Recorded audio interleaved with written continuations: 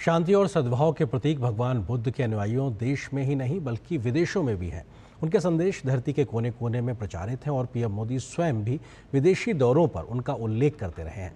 कैसे भगवान बुद्ध के जरिए पीएम मोदी भारत की सांस्कृतिक विरासत को विश्व से जोड़ते हैं, उस पर देखिए खास रिपोर्ट। अप्पदीपो भव, यानी अपना प्रकाश स्वयं बनो। यही भगवान बुद्ध का वो विस्तार है जो पूरी मानवता को एक सूत्र में जोड़ता है। आध्यात्मिकता का प्रकाश स्तंभ बौद्ध धर्म विश्व में सभी को भारत की विरासत और संस्कृति से जोड़ता है। प्रधानमंत्री नरेंद्र मोदी विदेशी दौरों पर बुद्ध की जरूर बात करते हैं और कहते हैं कि आज का समय युद्ध का नहीं बल्कि बुद्ध का है। वे अक्सर विदेशी दौरों पर बौद्ध धर्म से जुड़े धार्मिक स्थलों पर जरूर जाते हैं और सांस्कृतिक कूटनीति को बढ़ावा देने के साथ ही अंतर्राष्ट्रीय संबंधों को भी मजबूत करते हैं। इसी कड़ी में प्रधानमंत्री नरेंद्र मोदी ने श्रीलंका के अनुराधापुरा में बौद्ध धर्म के सबसे पवित्र स्थलों में से एक जयाश्री महाबोधि मंदिर में पूजा अर्चना की। यह भारत और श्रीलंका के बीच आध्यात्मिक और ऐतिहासिक बंधन का एक शक्तिशाली प्रतीक है। सदियों पुरानी स्तूपों और मठों से भरा अनुराधापुरा लंबे समय से श्रीलंका की बौद्ध विरासत का प्रतीक रहा है। इससे पहले पीएम मोदी ने अभी हाल ही में संपन्न थाईलैंड दौरे पर ऐतिहासिक वॉट फो मंदिर का दौरा किया और लेटे हुए भगवान बुद्ध की प्रतिमा के दर्शन किए।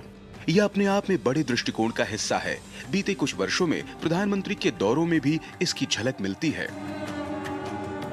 2024 में भारत आसियान शिखर सम्मेलन में प्रधानमंत्री ने लाओस को पीतल की एक दुर्लभ बुद्ध प्रतिमा भेंट की।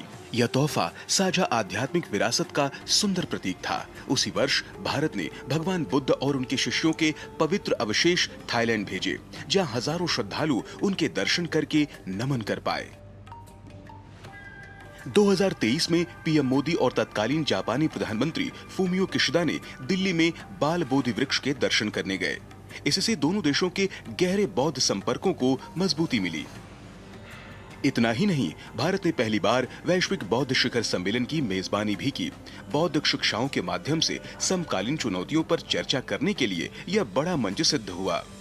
2022 में प्रधानमंत्री मोदी ने बुद्ध पूर्णिमा पर लुम्बिनी, नेपाल का दौरा किया। पीएम ने भारत अंतर्राष्ट्रीय बौद्ध संस्कृति और विरासत केंद्र की आधारशिला रखी। उसी वर्ष भारत ने सांस्कृतिक और आध्यात्मिक संबंधों को मजबूत करते हुए कपिलवस्तु के पवित्र अवशेष मंगोलिया भेजे। 2019 में पीएम मोदी ने मंगोलिया में भगवान बुद्ध की भव्य प्रतिमा का अनावरण किया। 2018 में प्रधानमंत्री ने सिंगापुर में भगवान बुद्ध के पवित्र दंत अवशेष वाले मंदिर के दर्शन किए। 2017 में प्रधानमंत्री ने श्रीलंका में अंतर्राष्ट्रीय वेसाक दिवस समारोह में भाग लिया। प्रधानमंत्री ने वियतनाम, चीन और जापान की यात्रा की। ऐसी हर यात्रा ने बौद्ध धर्म के वैश्विक केंद्र के रूप में भारत की भूमिका को रेखांकित किया।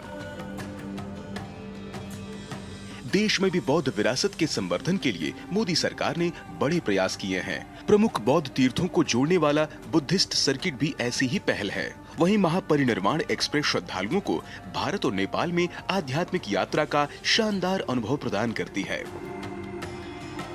भारत ने कुशीनगर अंतर्राष्ट्रीय हवाई अड्डे से पवित्र बौद्ध स्थलों तक बेहतर पहुंच सुनिश्चित की है।